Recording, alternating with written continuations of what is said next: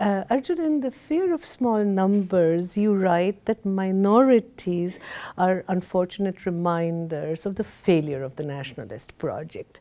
And my question to you would be, for whom are minorities today such a threat and why?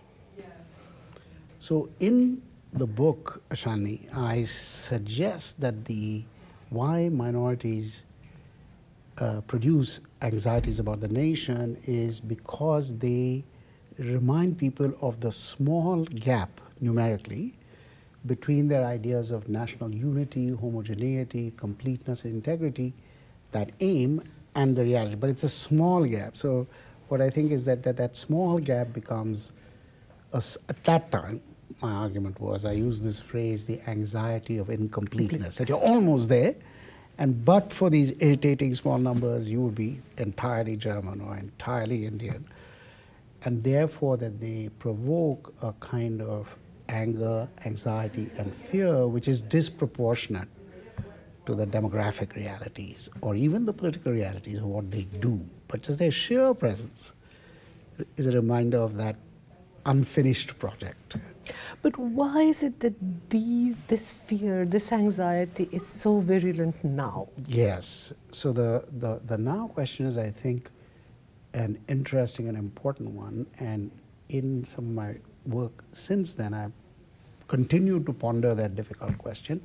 And I think it's because, first of all, minorities who always existed in some sense in all complicated societies now have the vocabulary and to some extent the legitimacy of the rise of the human rights ideology. So they are more worrisome now because they speak to certain universal arguments that no one can simply outright reject, even if they don't like them. So they pose a new kind of problem after 1948, roughly speaking, after the UN Charter. But then we have globalization as an overall process. The main effect it has on this question is that I think it erodes and has successfully eroded the national economic sovereignty of almost all countries. Consequently, nationalism can no longer turn on the question of a national economy, it turns to culture as the space to act itself out. And in that case, these people again are a disturbing reminder of some messiness on the cultural front. And the final factor, which is a recent or contemporary factor, I think, is the rise of new information technologies, which make it possible to see images from a distance, to become linked to overseas groups in a more live, real-time way. So there's a legitimate sense that today's minority could be tomorrow's majority because they could join up with like-minded people anywhere because of the capacity of new technology. So I think these are some, anyway, of the factors that make this anxiety about minorities as a kind of impure factor that keeps us from being entirely a ethnically uniform, united nation, is now exacerbated by these things, which are newer things. So does the nation state have a future at all, or is it a nostalgic dream of national sovereignty, which a lot of these right-wing movements today are pursuing? Right. Another excellent question. And at one time, I had both normatively been committed to the idea the nation state was over and also empirically thinking its crisis is very advanced. Absolutely. I still think there's a crisis, but I think because the national governments, nation states, have now fastened onto, let's say, culture as the domain in which they will enact their legitimacy and show that they are worth supporting, it may have a future innings in this space, not the space of the economy and so on.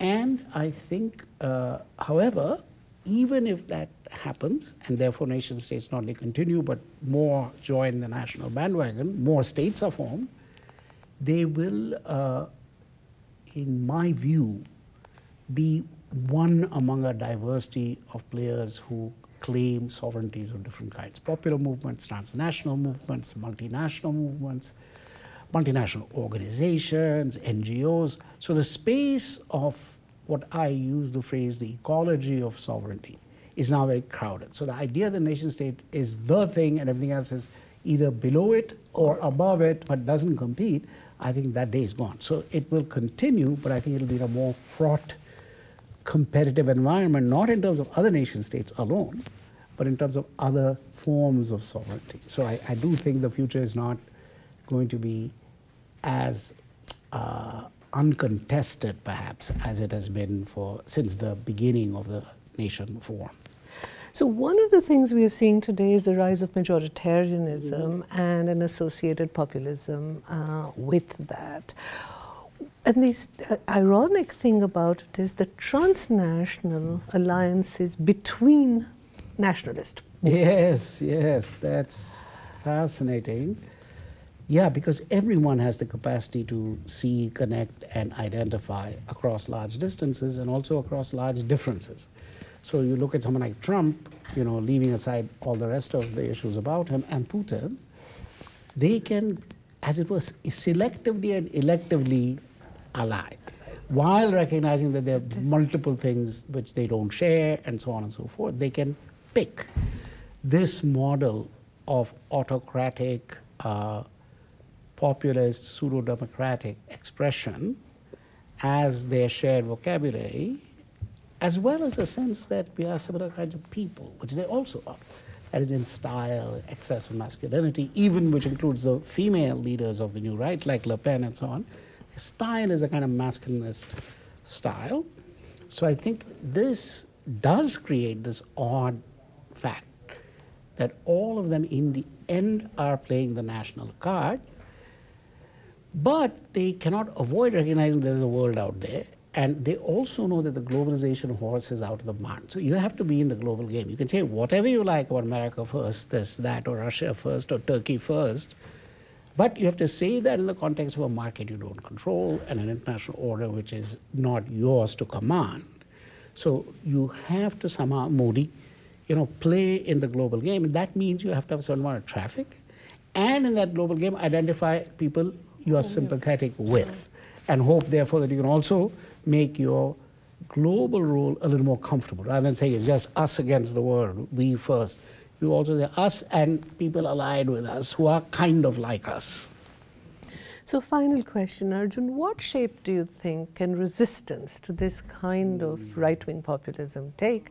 Because you have written so much about grassroots movements, grassroots globalization, and yet that sense of locality is unable to compete with the transnational dimension of these nationalist right-wing movements. That is right. Or even, I think, with their national mobilizations. Absolutely. So notoriously, the liberal wing and the left seem not able to offer competitive messages even on national territory, much less global territory. And I think one of the questions, the whole liberal center and the liberal left and the hard left all shares what are we doing wrong. And my current conclusion is that while it's always important to think about a kind of mass base or base from below, all that is true, but for exactly the reason you say, I think we can't just rely on that happening somehow.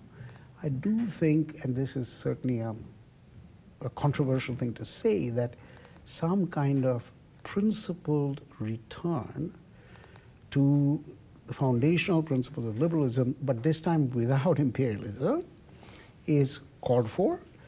And what is called for is not just a return, because anyone can return to anything, but a revitalization in the context of a changed world, which means then greater attention and openness to migration and various other things that may not have been part of the original Enlightenment liberal message. But I think something like that return is required. And I'm now also convinced that education is certainly important for that. But I'm sure that it requires all of us, masses, leaders, to be ready to be patient. Because I've now decided that the patience is the key for any form of deliberative democracy, and that what all these autocrats are able to draw on is we'll fix it now. No more waiting for you. We will deliver whatever they claim to deliver overnight.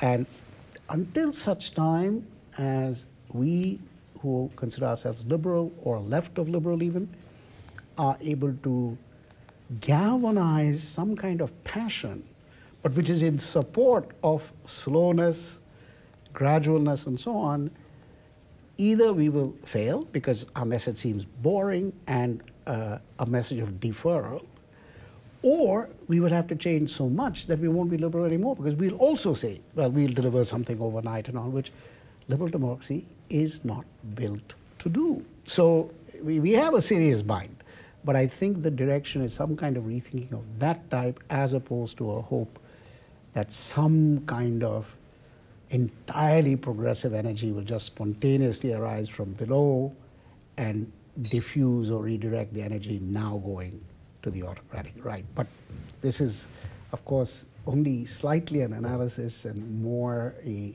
hope. All right, thank you very much. Great. As usual, lovely question, Shalini. Right to the point, which anticipate what I'll say in a more boring way to these